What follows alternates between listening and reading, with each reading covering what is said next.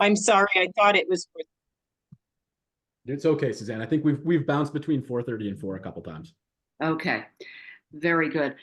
As a preliminary matter, this is Veronica Bolchik, co-chair of the Council for Human Services. Permit me to confirm that all members and persons anticipated on the agenda are present and can hear me. Members, when I call your name, please respond in the affirmative. So we have Sue Minthinen. Present. Sarah Wright. Present. Tara Restieri. Present. Suzanne Keating. Present. Okay. Staff, when I called your name, please respond in the affirmative. Jericho Melee. Here. And Tamika Gary. Here. Okay. Anticipated speakers on the agenda, please respond in the affirmative.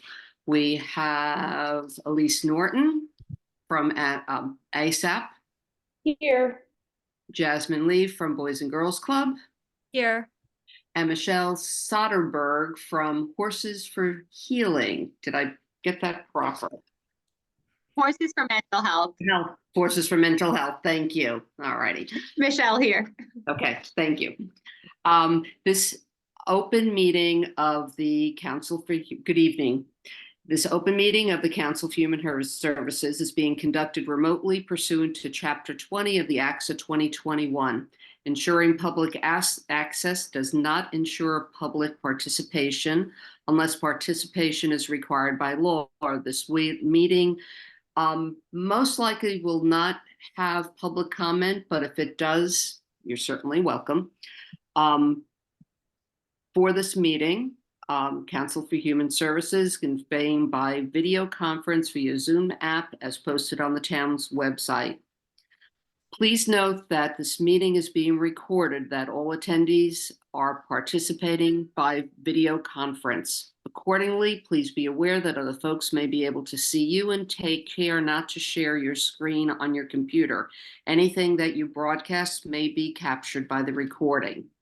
All supporting materials have been provided to members of this body, are available on the town website unless otherwise noted. The public is encouraged to follow along with the posted agenda. We are now turning to the first item on the agenda. Before I do so, permit me to cover some ground rules for effective and clear communication of our business and to ensure accurate meeting minutes. I, the chair, co-chair, will introduce each speaker on the agenda. After they conclude their remarks, the chair will go down the line of members, inviting each by name to provide any comment, questions, or motions. Please hold until your name is called. Further, please remember to mute your phone or computer when you are not speaking. Please remember to speak clearly in a way that helps generate accurate minutes. For any response, please wait for the chair to yield the floor to you and state your name before speaking. If members wish to engage in conversation with other members, please do so through the chair, taking care to identify yourself. And here we go. So we have established that we do have a quorum. We have 5 members in attendance. Can I have a motion to approve the agenda? Motion to approve. Second. Okay. By roll call, Sue Minthinen. Aye. Sarah Wright. Aye. Tara Restieri. Aye. And Suzanne Keating. Aye. And Veronica Bolchik. Aye. All right. We have guests that we've invited for today who are part of the town's youth behavioral grant program. Just to give a little bit of background, last year, just about this time, it became painfully aware that the past few years have had a tremendous impact not only on our general public, but specifically the youth in our community. The town of Nantucket, via town meeting, supported by the select board, allotted $175,000 specifically for youth behavioral health grant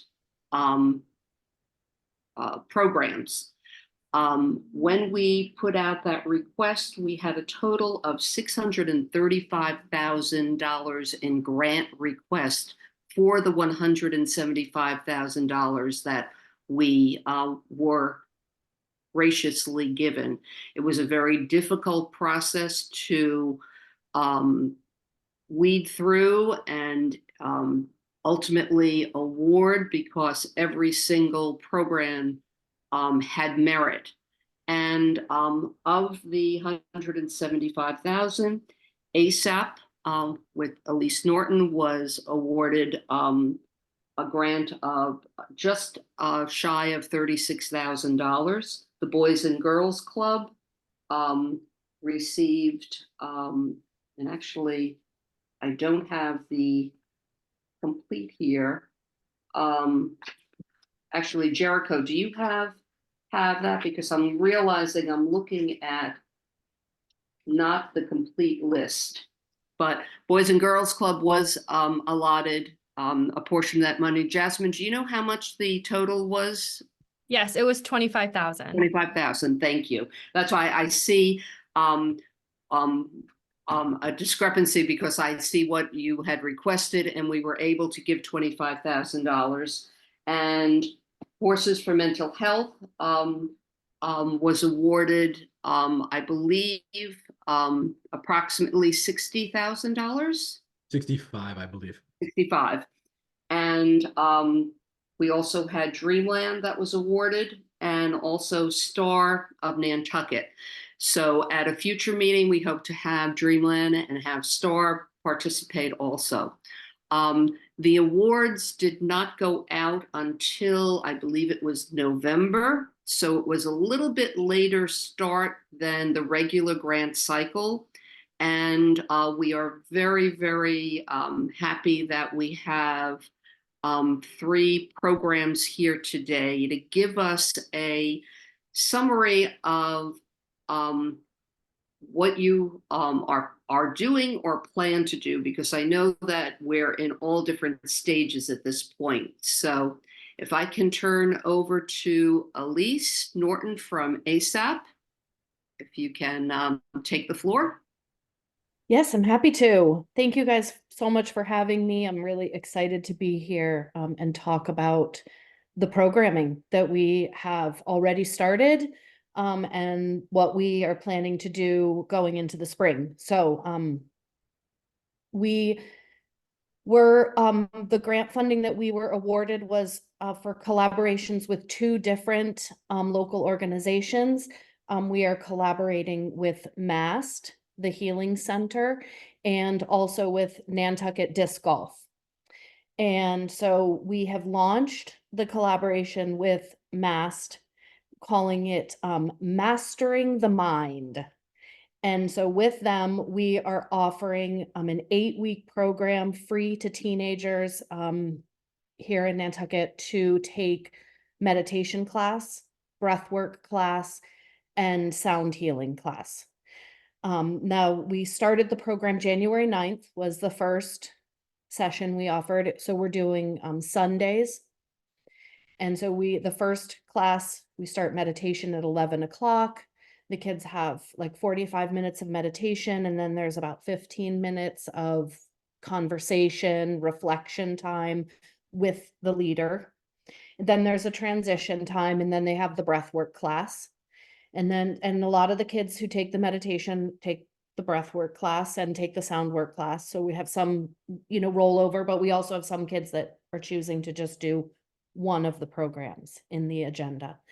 And that's kind of how the day is structured. So it's class and then time with the instructor to talk about your experience, reflect on the work and growth that the kids were able to do during the class.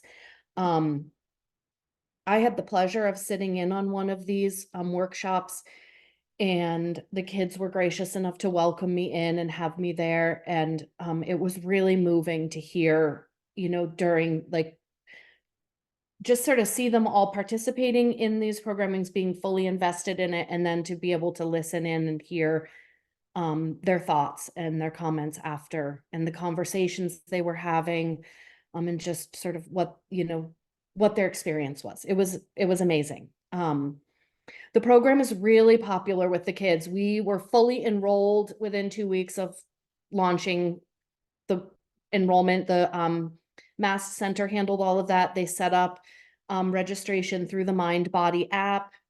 So the whole thing has been like a really immersive experience for the students in this Massed Healing Center, which I love for them because this place is amazing. It's top of the line. The programming that they run, like fees to take these classes are very expensive normally. So to be able to offer this programming and the use of the space to these kids for free is really amazing for all of us to be doing. So, and just to see the kids being so excited to sign up for meditation class, like blows my mind. This is a bunch of teenagers and they're just going to sit there in silence with their brains, and I just think that's such a beautiful thing that they're so excited to try something like that is really, really great. So the program's been hugely successful. We have a few more weeks with this session that we're doing, and we're talking about we would really like to consider using an additional portion of our grant funding to run a second session, because this one has been so popular with the kids. So we feel like we could put another portion of the grant funding toward a spring session, so doing another 8 weeks before the school year ends, before the grant funding ends, just because it's really been amazing, and I love working with the instructors at MAST and offering this for the kids. So I think we're going to do that. And then we're in conversations about where we're going to get funding to continue the program next year. So once, after summer, we're looking forward to where we, how are we going to sustain this program? Because the board at MAST is really passionate about this work they're doing with the kids and continuing the work with the kids. And they're loving the collaboration with ASAP. So I'm really excited to announce that this has been a huge success and we're going to continue doing it. So there is sustainability in the program too. So kudos to all of you to jump starting it for us and getting our foot in the door, and getting all these kids' feet in the door too. So that's been really great. Fabulous. And then any questions on that before I talk about the disc golf program? If I can ask, what are the age groups or grade levels that are participating? This program is for kids who are in 9th through 12th grade. And how many students again participate? It is available to up to 48 kids, so they can have 16 kids per session, but we do have some kids who have enrolled in more than one class, so we are not serving a total of 48 different kids, but. Can I ask how it was promoted? Yeah, so it was promoted at the high school. Some of the students were referred by faculty and staff to the program, and basically word of mouth. It really didn't take much at all. Wonderful. Tara, I see your hand is up. You asked 3 of my questions. Oh, I'm but, sorry. That's okay. That's good stuff. Good thinking with all of us. What about the male to female ratio? Did you find that there were more young women in the program, men, young boys? Yes, there were definitely more young women when I attended. There were definitely more young women in attendance, but there were a few young men there as well. And some of the classes were more men than girls. I would say on a whole, the entire day was, more young women, but it was great to see the young men there and participating as well, being that this is kind of like a female dominated kind of like demographic, I have 3 boys, I get that. Yeah. Are you going to do any kind of sort of satisfaction survey, or to get some feedback from the kids who've gone through each of the classes or the program as a whole, and just sort of see what they liked, didn't like, anything that you might want to change or keep, the same? not change? The kids all took a survey at the first session, so we have kind of so we can do a comparison. So we have a baseline survey, and then they will participate in a survey at the end as well. So yes, That's great. definitely, especially projecting forward with the program, looking to get some feedback from the kids. We're also looking to, we tried to we invited all the parents of participating students to come for a parents' night, Mhm. but we didn't get, no one was responded to that. So next session we do this, we're going to include that in from the beginning, and make sure the parents know from the beginning of the program that we're gonna have a parents' night and invite them to come, because we feel that that was an oversight from the beginning, but very important that the parents can come and experience what the kids are doing, so that there can be conversations and maybe like some unification at home around these practices. Well, I was gonna say that maybe, you do a separate session just for the parents so that they get it, and then they can actually engage their kids, because I'm sure a lot of 9th to 12th grade kids aren't actually gonna proactively want to like talk about that. But if the parents knew sort of Yeah. this is the way everything went, be like, that they could kind of engage. Because I think sometimes maybe if you put the parents and the teenagers together, there'll be embarrassment. They'll be like, oh, my mom, oh, that kind of Also, stuff. maybe some of the parents might get it and have a somewhat of a background in any of these modalities, but some of them don't at all. And so we really want to make sure they come and they have an experience in all of these different practices, so that they can relate to what their students are doing. In addition, there's conversations about doing like a 3-day workshop for adults. Yeah, that's more Any what I was parents, not saying. parents in the program, any parents who want support, who, maybe are struggling with their teens and could use some of these tools to do a separate workshop for Mhm. parents. Fabulous. Yeah. Because we feel that is really important, that the healing, if there's real healing's going to happen with the kids, it has to happen with the parents too. So it Oh, has yeah. to be down. And I don't want to take up too much of everyone's time. I know if other people have to speak too, but Jericho, did you have an additional question? I did, but I'm actually just going to send you an email to ask you. Okay, perfect. Yeah, and I can answer other questions in the email. So we haven't had as much success with the disc golf program.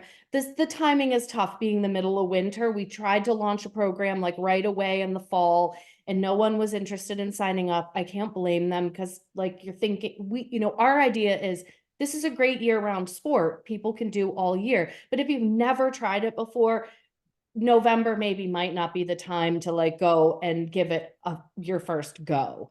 And so we've tried a couple times to promote and launch some the program, which we're projecting would be like a 6 or 7 week program with the kids, 2 days a week.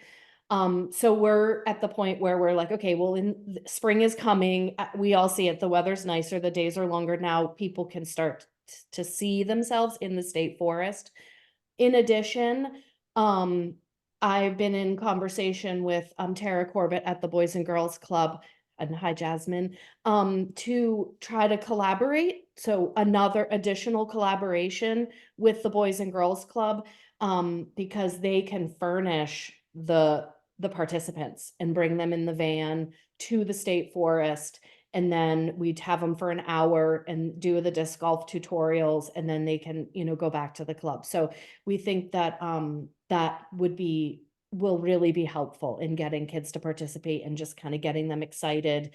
And they would all get the free discs and, have the skill. And then we've also made arrangements with the intermediate school PE class to go and do tutorials in their PE class. And then maybe we can promote like another session later in the spring toward, in May or something, that we can get another group of kids through that. So, yeah, so we're still holding out. We're still pushing with that one, pushing through with it, and hoping that the nicer weather in the spring, will help us with that. Okay. Any other questions for Elise? All right. Well, Elise, we thank you. We also look forward to hearing how it continues to unfold and some really exciting things. And just from a comment that I can make, one of the things that we wanted to see was collaboration. And, you know, so far in what you're saying, it seems like it is a natural thing that can happen and you're making happen. So thank you. Thank you. Thank Okay. you. Thank you to all of you. I'm so grateful. Okay, thank you. Jasmine Lee from Boys and Girls Club. Hi, everybody. I'm the club's director of advancement, and we originally applied for this grant because the past couple years we've been focusing on implementing STEAM programs, so focus more on education and financial literacy and science and engineering. And it's come to our attention, as it's come to yours, that mental health, general healthiness, developmentally, the kids really need a little extra boost. So the club annually offers over 40 different programs, and it's, as was said before, like the club has the kids and we have the parents at our fingertips. It's just offering them different programs that they can do while they're here instead of running around like maniacs. If I tilt my screen to show you the outside, there's like 50 kids just running around in the canteen right now. So the grant has been very, very helpful. So the programs that we are implementing right now that are specifically funded by the Youth Behavioral Grant is, I just have them right here, is our Junior Chefs, Triple Play Healthy Habits, Torch Club Leadership, Spanish Club, and Rainbow Club. And we offered all these programs before, but there were a couple areas where this grant really helped us. The first is with Junior Chefs. It allowed us to offer another day of this program with the extra funds. We hired a new staff who has lots of cooking skills underneath her belt, and we do Junior Chefs twice a week, where the kids get to choose the recipe, we shop for it, and they cook in our commercial grade kitchen downstairs. But it's so popular. It's 10 to 15 kids every session because the kitchen is so small that we do a Friday night session for our teenagers. And that is very, very popular as well. With Spanish Club, we have very few staff that speak Spanish and Portuguese. So we headed over to the high school and we recruited some high school kids to run our Spanish club because we've seen that it's just so easy. The kids naturally look up to the high school kids anyway, and it's really targeted towards ESL learners, but with this extra, we call it incentives, prizes, pizza parties. We've gotten ESL learners to engage with kids where English is their first language. Last year, what we saw was just ESL learners. This year, we see truly, like, it's truly a club with all our members, and they're talking about Spanish culture, Portuguese culture, where they come from. We have some kids that, come from Russia, from Ukraine, from Europe, and it's just become more of like a cultural club than just a Spanish club, which has been really great. And it's because of the funds, and honestly, like a pizza party really gets kids in the room, surprisingly enough. And so Healthy Habits, Torch Club, Rainbow Club, they're all really focused on inclusion, diversity.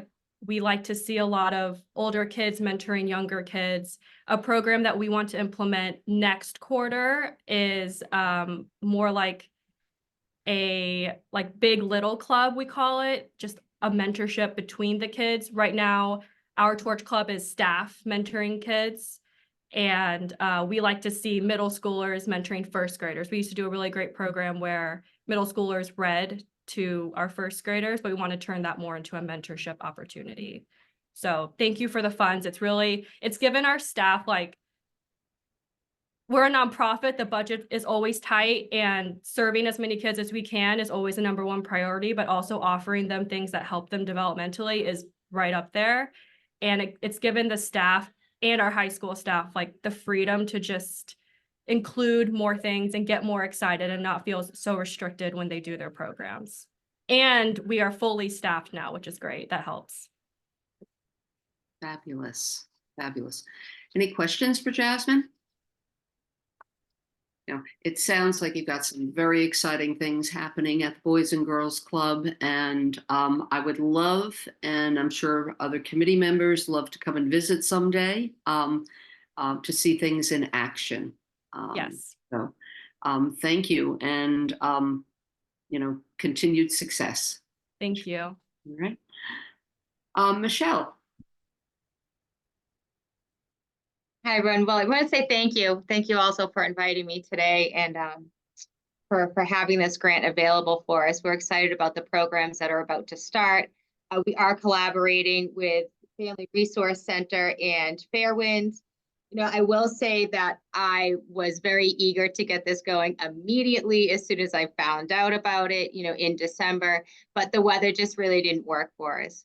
And then getting the word out, which I found is, much different on the island than it is here on the Cape Cod side. So that has been a little bit of a challenge for me, but I think that we're navigating it quite well, between using social media, and I've reached out to a number of people over at the schools, and I've sent some emails over to the Boys and Girls Club, to Jamie.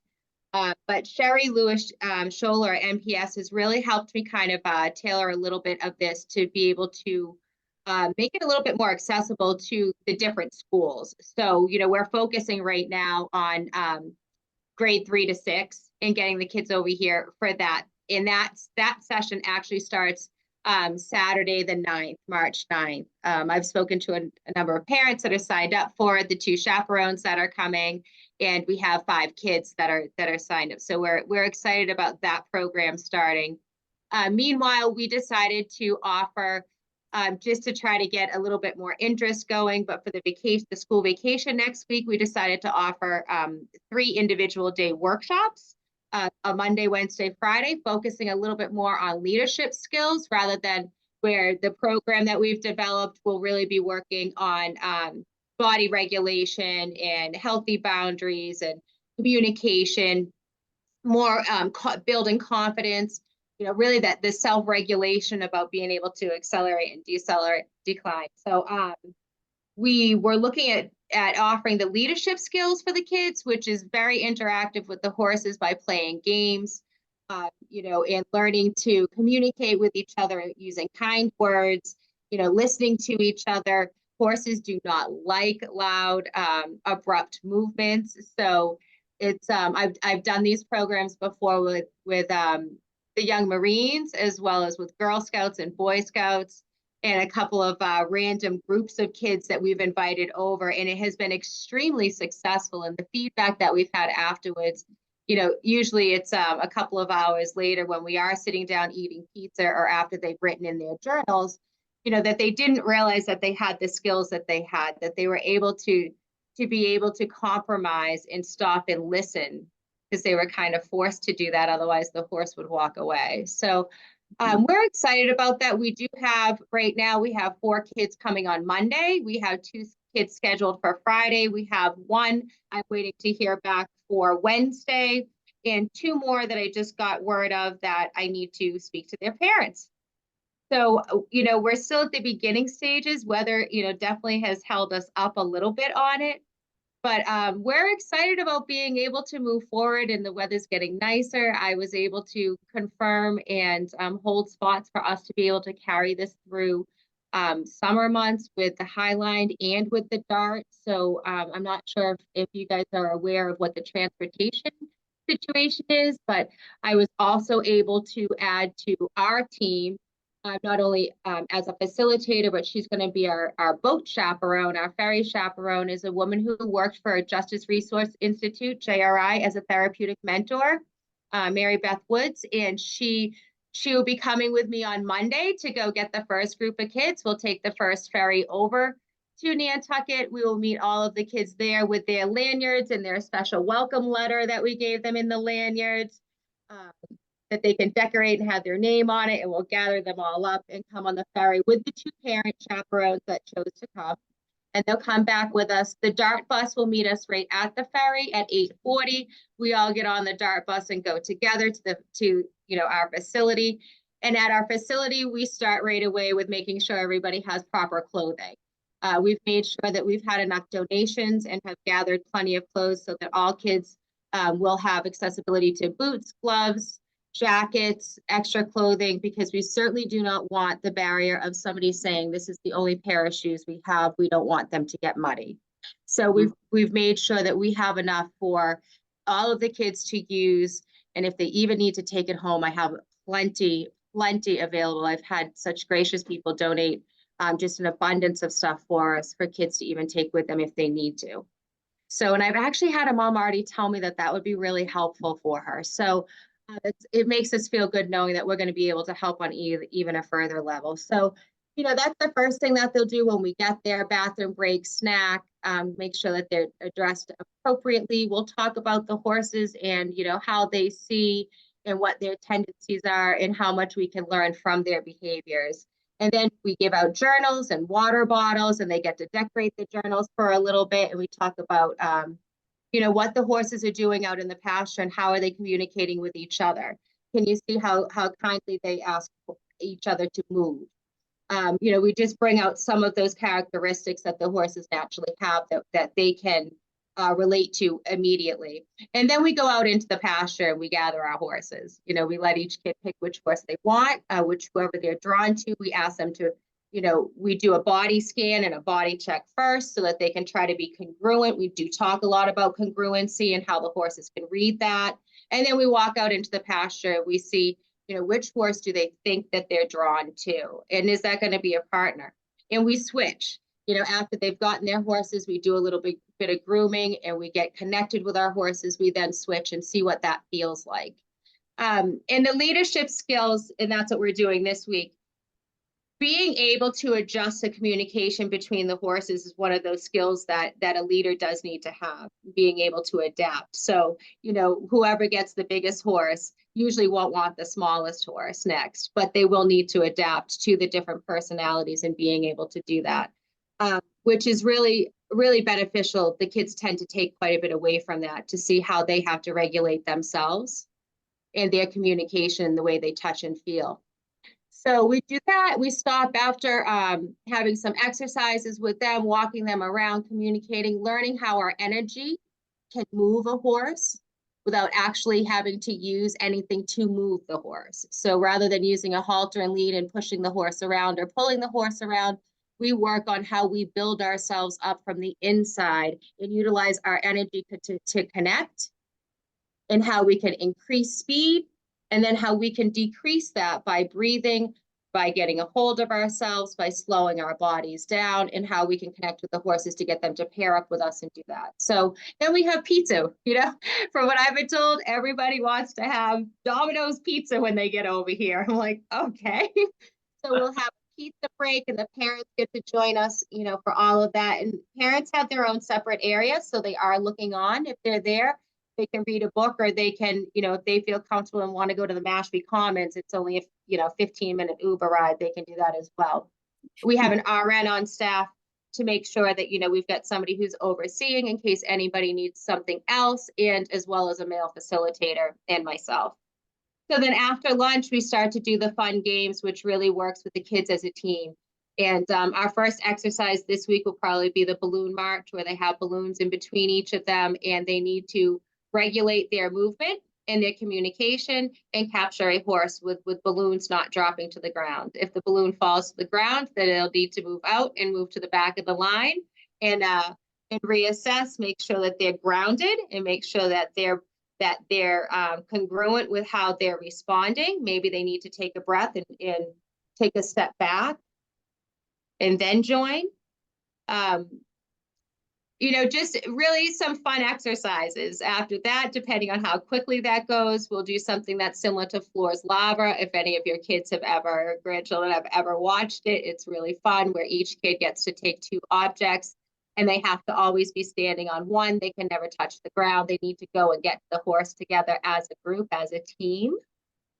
and go catch the horse and then come back with the horse and still never touch the ground. And that has been probably one of the most beneficial exercises that we've done with kids. Not only have they learned that their body movement, their voice, and their energy can move that horse away, it also can cause friction with your other teammates. And then, you know, to be successful, they really have to try to get on the same page and work together. So it's really teaches them nicely about how collaboration actually does work and how we need to stop and listen to other people's ideas and validate each other, because somebody might have a better idea on how they can get to the goal, and that's to get the horse, you know. So those are some of the fun things that we've got going on that we're going to be doing with these kids, you know, in the ride home.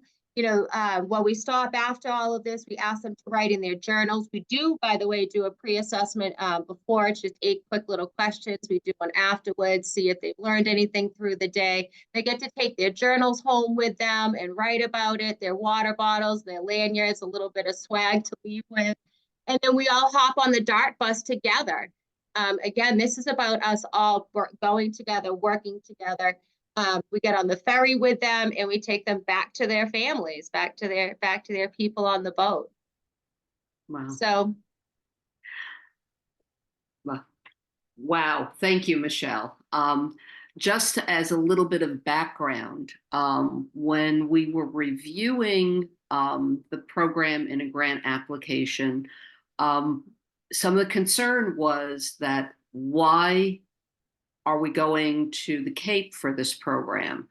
And it became very obvious that this is a very, very unique and specialized program, and the training that you not only are providing with your staff, but the horses are very trained.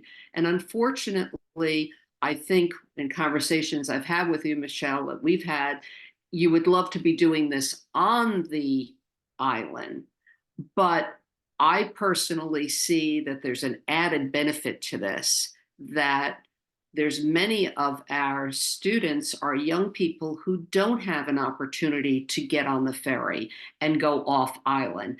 And that in itself could just be a world of exploration for these young people. And it's being done in a very structured and supervised way. So thank you. Do we have questions from anyone for Michelle? Suzanne? I was wondering where the facility is on the Cape. Sandwich. Oh, Sandwich. Okay. Yep, right on Quaker Yeah. Meeting House Road. Okay. Yeah, it sounds great. Thank you. Thank you. Sumithanan? Do you do adult programs?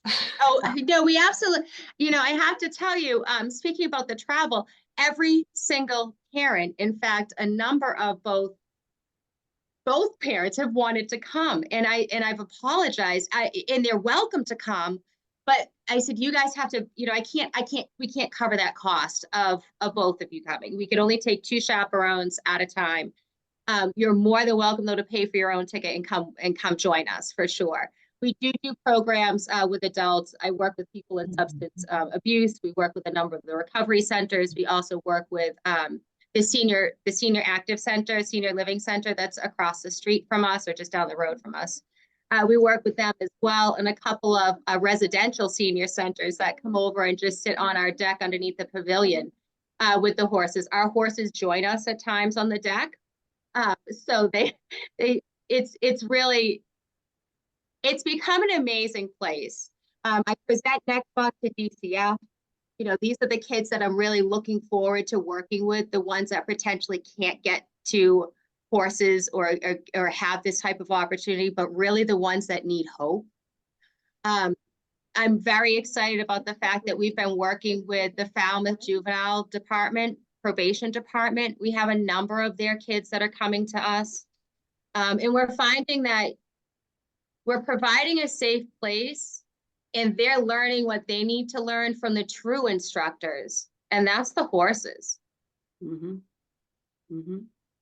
Wow. So It's a great, I'm excited to have Nantucket start with us. I really, we have family that live on an island off of Maine. And if I could do this up there for them, then I absolutely would. And our next best idea was to do it to the islands closest to us, because we just know how everything has impacted over the years, our personal family up there. And we know that it's the same all around.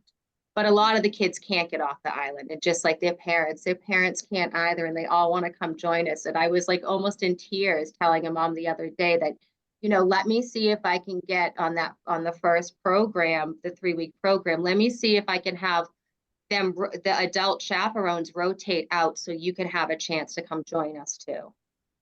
That's the best I could offer at this moment, but maybe we'll be able to figure something out later and be able to do a program for adults as well. I would hope so. Horses are healing. Yes, yes. Jerica, I wonder if you can, gather up some money that maybe Council for Human Services could do a field trip someday and participate. Only if I'm allowed to come along. Okay. I just wanted to say one more thing. I work at the library, and we have your posters for the program, Michelle, and they're really well done, and people notice them.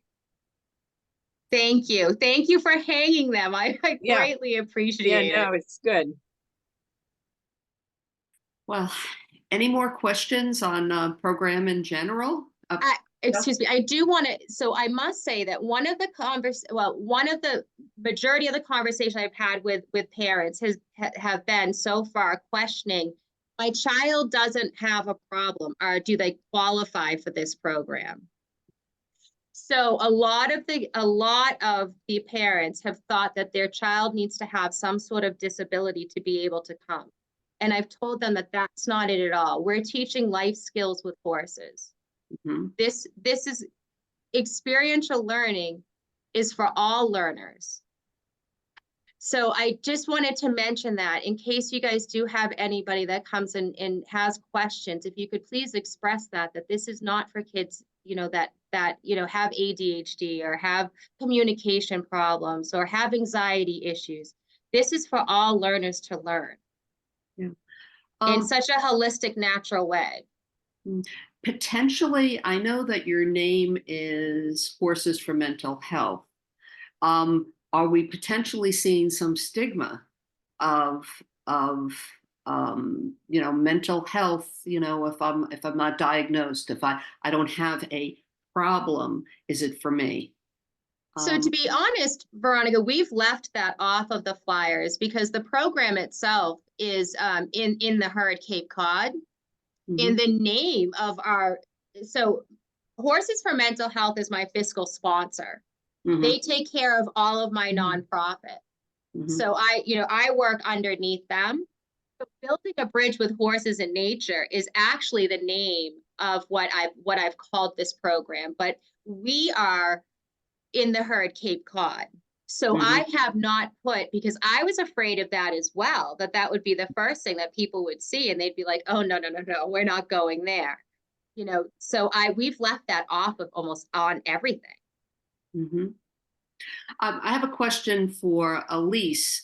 Have you had any potential hesitation of students or children, young adults wanting to participate because they feel that it's just for individuals that are struggling? I have not noticed that, no.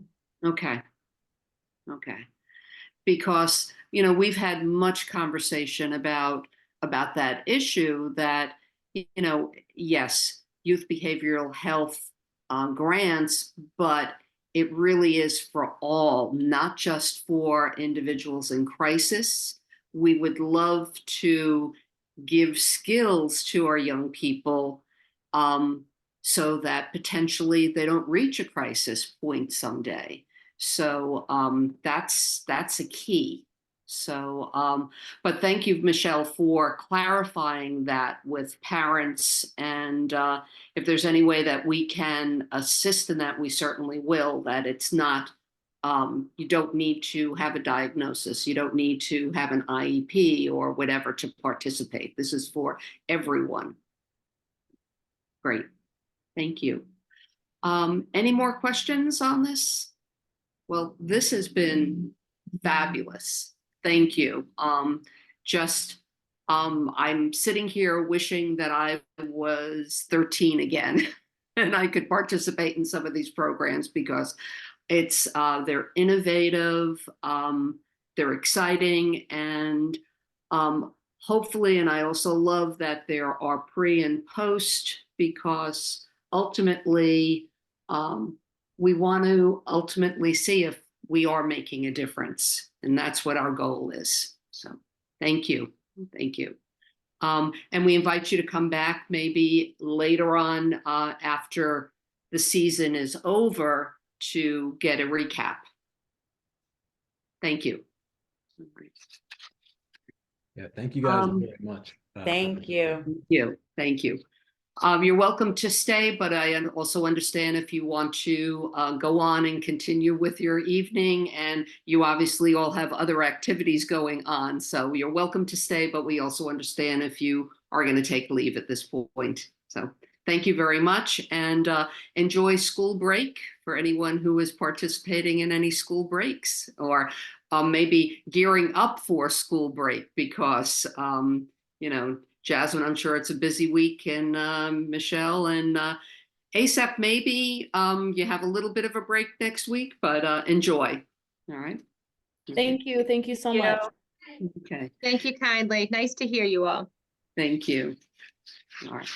If I can go on to the next agenda item, which is our open CHS position. First of all, as we know, Athlyn Sweeney has stepped down, and we wish her well in her future endeavors, but that leaves actually two holes in our committee. First of all, we have an open committee member. So we are 9, but right now we only have 8 members. And for 2024, myself, Sue Minthinen, and Athlyn's position would be open. So if you know, we know anyone who is interested, please encourage them. During sometime in early April, there will be applications to apply to the select board. And I'm going to ask Jericho if deadlines or whatever could get out to the committee in case we don't want anyone missing a deadline for submitting their application.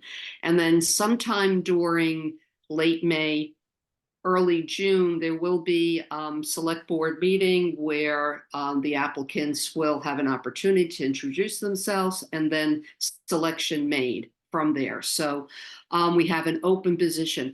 There also, with Athlyn's leaving, leaves a co-chair position.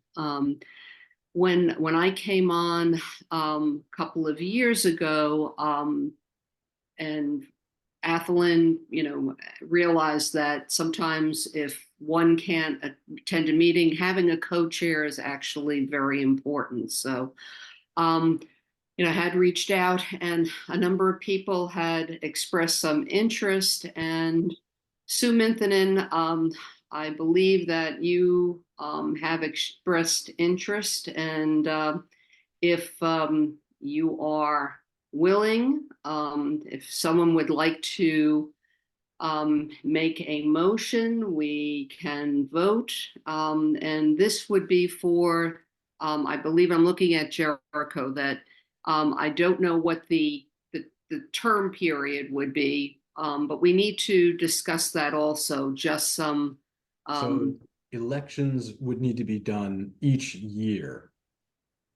Or not would need to be done, are done each year. It doesn't necessarily need to change at any point. There's no term limits, but you just reaffirm the positions of the organization on a yearly basis, as long as it would be after the new members are seated. So it would be June, after June, And then you, just as an agenda item, we would throw in ratification of or extension of or some verbiage for board officers. And then just assuming that the distribution, like assuming that we're happy with how everybody's set up, then we would just have a vote, roll call vote for the two positions, and then that would be it for the next year. Veronica, if I may, Erica, I was asking about when do you all have to submit the paperwork? Erica has just said that they don't have the agenda of when they're gonna be sending everything out in detail, but she will be emailing those members whose membership is up this year so that they can, fill out the paperwork and submit it. They don't have a timeline as of yet, so I was gonna make sure that I ask her come the end of March and then maybe reach out to you and the other committee members about what is going on with that paperwork. But right now there is no timeline for that. Okay, appreciate that, Tamika, because there is a firm deadline that's there, and if anyone is interested in continuing or new coming on, that is a very firm deadline. So we'd appreciate if you get the information to pass it on, or I'm sure that Erica would also be reaching out to all of us individually. But right now it's Sue and myself, 24. Suzanne and Tara and I guess Amanda Wright at 25, and Claudia, Kelly, and Sarah Wright are for 26. So you have got a little bit of time, coming in. Jericho? And then if you have any potential candidates, or if anyone is curious about the requirements of it, feel free to shop this around to anyone you think would be a good fit, and then send them my way. And then I can run down like the responsibilities involved, what kind of material we're talking about. Okay. All right. So back, if I can, someone can make a motion. Sarah? This is Sarah. I'll make a motion to have Sue Minthinen as the co-chair of CHS. Okay. Second? Second the motion. Oh, sorry. Okay. So I'll start with Tara. Aye. All right. Suzanne? Aye. Sarah? Aye. Sue? Aye. What am I doing? Thank you.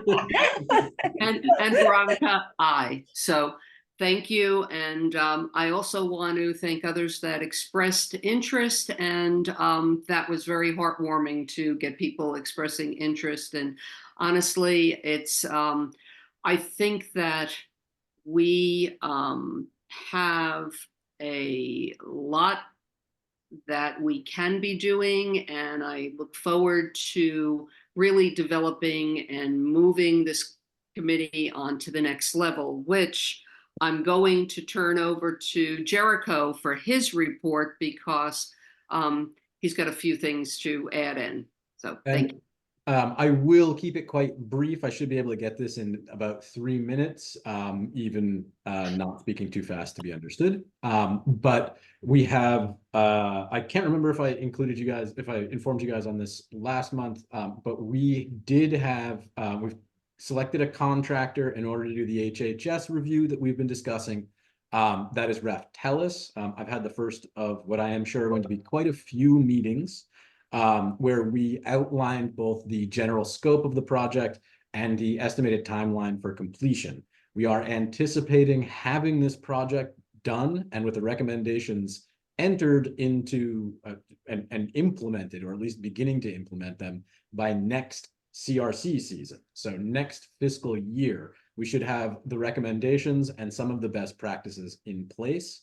The current scope will include evaluations of HHS staff hour and labor allocation, the relationship between my position and the two committees, the direction in which we should be setting up priorities and separating priority establishment from grant application, and then ideally benchmarking us in terms of human services expenses in other similar municipalities. Tara, I specifically sent them your way, Greenwich being a good model for what we're doing. I would expect you're going to be getting a lot of time with them. And if at all possible, they would love to steal your templates, et cetera, et cetera. Past that, we'll be looking at, I also have just gotten added to this, the Select Board Strategic Plan Initiative under the Quality of Life subsection, where I'm going to be leading a couple of work groups to, oh my, I'm sorry, a couple of work groups to evaluate efficiencies that we can introduce into the system, systems review island-wide, not just internal to town grants, and then qualified subcontractors to add efficiencies and reduce man hours, in-house man hours. So that is all stuff that is tabled and hopefully will be beginning over the course of the next few months. I have asked the consultants to reach out to all of you guys essentially, and see what role that CHS will be taking in. The by mission role is that we are the overall priority setters, and we do the rubric establishment, and then it is CRC, which then enacts and implements those recommendations. So we'll be looking at this kind of top to bottom. There'll be some focus groups. There'll be benchmarking against other towns in terms of their human services grant expenditures and best practices. And then hopefully we'll be streamlining the process of applying for, reporting, and invoicing for these grants as well. Because I know Tamika spends an enormous amount of time doing that we could probably more efficiently allocate elsewhere. Past that, there's not a whole lot to report. That's my meal for the next year, more or less, and I will be chewing on it. There's a couple of other projects that we've got going that are human service related. The expansion of a couple of more programming opportunities at our house. We've got a diversionary esports team that we're going to be putting a pilot program together there with, I believe, a gentleman from MGH and then another gentleman from UMass. They are looking to put a pilot program together for a diversionary esports team using a couple of interesting fields of study that they've found in sort of juvenile behavioral health. Essentially, this is an attempt to capture the unengaged people or unengaged youth that are not in theater, not in sports, not in et cetera, et cetera, et cetera. And we're going to be funding that through the Rural Health Equity grant that we secured a couple of years ago. Should that end up taking off, we're going to be trying to probably move it to some sort of steady state funding. Past that, my boss is departing, which means that there is going to be a fair amount of people in the health department and moving over to Fairwinds. So there may be some changes in terms of how things are allocated, and we're just trying to figure out what to do while the job search takes place. I think that's more or less it. Go ahead, Tara. Sorry, I'm sorry. Has the search started? To my knowledge, it has. I've been more focused on, since he's going to be departing. So he's going to be going out on paternity leave in a couple of weeks. Okay. And then he'll be returning from paternity leave, and then he'll be starting in the new position.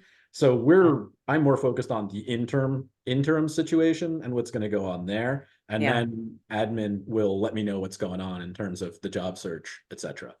Okay. But hopefully we'll have someone in place pretty quickly. I don't know what the hiring procedures are going to go, but I know that Roberto greatly expanded the community and environmental health elements of the health department. So I'm hoping we're going to continue along that trend. And then I'm also hoping I will never have to go to a Board of Health meeting. That's one I had to do. The one I went to was high COVID, and Roberto was out, and we had the Delta outbreak, and a lady just got up and was asking why we don't just let everything rip. And so I kind of don't ever want to go to one of those again. Other than that, I think that's basically it. 4 minutes. I'm all right with that. Two questions. I know that there was a training session for PQR QPR, yes. that had to be rescheduled. Has that been rescheduled to your knowledge? So we are, so essentially, we have committed to doing at least 2 QPR related events per month. Sorry. No, there are a lot of acronyms. There are 2 QPR events a month. We're starting, the one that was rescheduled is not the in-house, but it's the one that we offer at a time and in a situation most beneficial to town staff, to try and get as many town staff people set up in it. It's of course open to the public and we publicize it, but we're also moving into trying to do targeted, or what I look at them as like, for me, all of these things I use the clinic model because that's what I started doing public health on. So we have we're calling them outreach clinics or outreach educational opportunities. Most recently, we're training up staff at the Boys and Girls Club in QPR. That was Sharing Kindness put that together. Then we're also doing a variety of different, we're going to try and bring it to the people who are either demographically at risk for behavioral health crises or in places where you're going to bump up against them. We're now discussing working with the Summer Street Church to just offer that immediately after services. I've been in discussion with Rabbi Gary Breton over at the Interfaith Council, and there's a couple of other people working on that. The goal here is I'm currently funding this with state grant money. I will be this year adding this to making a request to add this to my budget to make this a steady state. We just do this at least once a month. It doesn't matter how many people show up. This is just part of what we do for education and outreach about a public health risk on Nantucket, just in the same way we message against tick-borne illness and sunburn. So that's the approach that I'm going to be pushing on this. I'm going to try and add it to the core mission of the Human Services Department. And I'm going to try and allocate enough funds that this is a core part of the human services mission of the island. So the idea is that we will be getting QPR to as many people as possible on a consistent basis, both to directly benefit them and, as we're learning through this postvention program that grew out of last year's June incidents, where we're looking at the doing something, even if that thing in and of itself isn't reaching a particularly large number of people, has a massive positive effect on the community because a thing is being done. And that is one of the things that we have seen as being a major issue. There are a lot of questions as to what can be done and what is being done. And what we're going to be trying to do is just have this be what we're doing. And then that's the baseline. And then if we have mental health first aid, we can deploy to a sector specific group of people. It's a more intense certification. It has more intervention components to it. It's a lot more onerous for the education, the certification, but it's specifically for certain people in certain circumstances.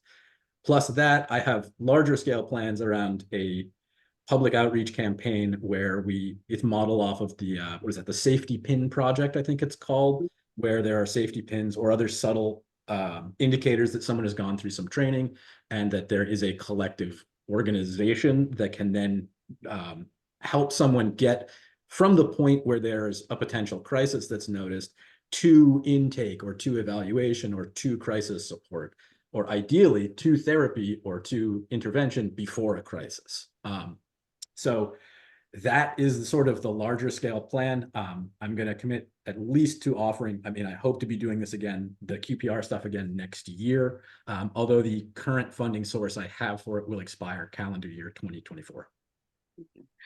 I do want to comment that the QPR, the town's new or refreshed communication platform, for lack of any other words, they advertised the QPR on there and appreciate the coordination with the town communication to get this out. So thank you.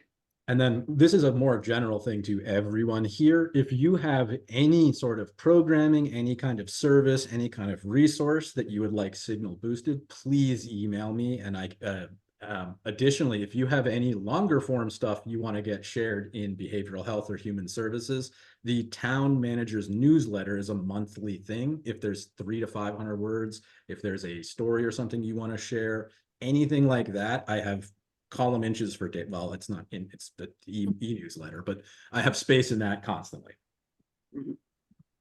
Sue? I know this through my current academic program, or I'm more aware of it. There are programs kind of like you have the Red Cross that shows up when there's a snowstorm or they need to open the gym or whatever. There are programs kind of like that that have a psychological / disaster relief kind of thing that are people who help talk to people. And I'm wondering if establishing something like that, just based on, again, last June was a rough time, and there are lay people who may be willing to be trained and volunteer at times like that. Is that something that the town would get involved with or start? Or so currently we're working with DMH as part of their postvention team. We've been connected to Riverside, which does a non-layperson version of this, as well as the Cape Samaritans, Cape Sam, which we've been trying to connect through. And then a couple of sub-agencies or contracting agencies with DMH. I believe it's PIP, which was a parent-focused one. And then there's a couple other ones where the wraparound services that DMH has are being connected into this community level response. I would love to build a essentially behavioral health response corps on the island. I would love to tie it in with that that pin metaphor or pin symbolism. I cannot commit to doing that yet because I do not know the scope of that, and I do not know what the contribution will be from the town or what the stomach is for that. That's a labor intensive thing, although I have floated a couple of times now with admin a volunteer coordinator position for the town to sort of run herd on that, to be the oversight person and coordinator person. Whether or not that goes, my staffing is going to be changing up again in a couple months. So I'm going to be having to do retraining new employees and a couple of different staff. So I can't establish a timeline, or I can't even really scope that right now. But that is the end goal, is that there is a collective organization on the island of volunteers and lay people who can provide both resources and referrals to the crisis and intervention resources we have. yeah, my comment is sort of very specific to people who are on island, because Fairwinds in the town and others have done a great job of collecting resources that have come to the island, and that is great. But those first 12 hours, 24 hours, while that's all getting organized, is like really Critical. critical, and where people just showing up and holding hands with somebody and listening to them makes a huge difference. So one thing we have that we did not have is a organization called Community Solutions for Behavioral Health. Yeah, Sarah is nodding because I'm sure she's very familiar with it, but we actually have a behavioral health coordinating body that and we now have a framework and a network for collaborative response in the event of these kinds of situations. So unlike the previous not quite cluster before the past June, we had a response group together, and we were making decisions and bringing in resources about within 24 to 36 hours. That it's going to come down now that we have that framework. You never want to plan for another one of these things, but you do need to.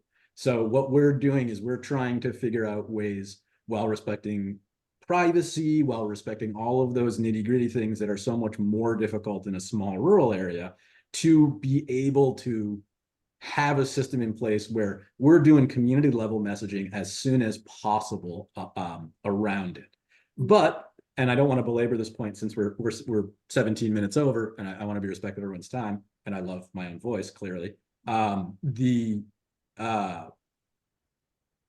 We have to be incredibly sensitive. The major issue we were trying to work around with these last two sets is not doing additional harm to the family while maintaining a effective response on a population level. And that is an incredibly difficult and culturally kind of sensitive topic with the way that everybody in the Western world handles suicide or any kind of behavioral health crisis, but more specifically, the cultural and historical patterns around seeking aid locally here on Nantucket, especially among the demographics that are most at risk. Mhm. Thank you. Jericho, I just switching subjects. One other thing that I had that we had spoke about was our future meetings. And so that was part of your report that we had spoken about. So that is correct. Thank you for reminding me of that. So we should probably determine a fixed date. I know that the desire for a hybrid option was expressed, and I want to support that as much as possible. I know that we're a bunch of busy people, and I know that we're a lot of people who are not always going to be able to do hybrid, but the trailer, for all of its flaws, is in great demand. So we would be best served by a consistently recurring meeting time. And I know that we have flopped around from second to third or a couple of different Thursdays. So I think a very, like, would third Thursdays at 4 work for everyone? And we can just start with that. I know, Sue, you had an issue around a couple of Thursdays. Is third? Thursdays are currently really good for me. Okay.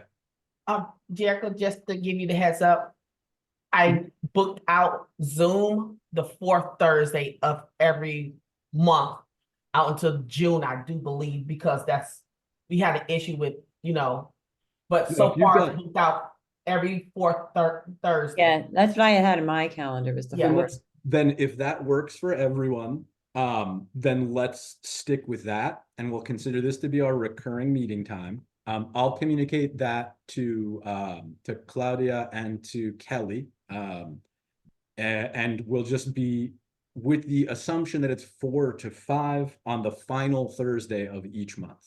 Is that okay? And Tamika, that is what you have between now and June then?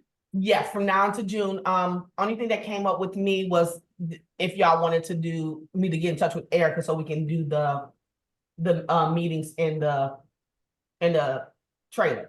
That's what it's called. And that would largely be me and whoever else is in attendance physically going to that, and then anyone else can remote in. We're never going to remove the remote option for this. Right. But if we can get hybrid, that would be wonderful. Sue? Just to clarify, is it the last Thursday of the month or the 4th Thursday? The 4th, because some of them have 5, so it's the 4th Thursday. Thank you. Okay, so March 28th is the next, and then we have April 25th, May 23rd, and then June 27th. Yes. Good. This Okay. raises another question. In the past, we have not held a July or August meeting. Depending upon the member composition was just overworked to actually manage that in the summertime. As of now, I think we should decide that later. Maybe the May meeting, we decide if we want to take a month off in the summertime. Otherwise, it is an option. We don't have to make it up again, but it is something that we can do if necessary. Going forward, we may need more than one meeting a month at certain time periods when we're doing specific tasks related to the CRC oversight. I'm going to be exploring the possibility of a work group, which would be members of this organization, maybe some CRC members, and that would be taking a lot of the systems level discussion that is not necessary for CRC's operation And then also not killing the outreach and communications roles that the CHS has sort of developed as well. So I think that that is something I need to investigate with the consultants, with town council, and with admin to see if that is a acceptable group to be empowered. And if so, if there's a different way of empowering it than an act of either of the bodies that would be contributing to members to it. But that is something that I'll be looking at as a possibility in this review process. And I want everyone to be aware of the responsibilities or the expectations for how many meetings we'll have, how frequently they are, the tempo for everything, because in CRC rather, we have ballooned in our meetings, and it's not quite the same commitment that people signed up for. So I want to be respectful of everyone's time in that respect. Okay, thank you. Can I go on from here to new business? With none said, can someone make a motion for adjournment? So moved. Have a second? Second. All right. Sue Minthinen, Aye. Sarah Wright, Aye. Suzanne Keating, Aye. Sarah Steery, Aye. and Veronica Bolchik. Aye. So thank you very much. And I think it was a wonderful presentations today. So have a good evening, everyone, and we'll see you soon. And Thank you. Bye. Thank you, Sue, Thanks so for much. stepping up. Yeah, thanks, Sue. Sure. Yes. Take care. Bye-bye. Thank Bye. you, everyone.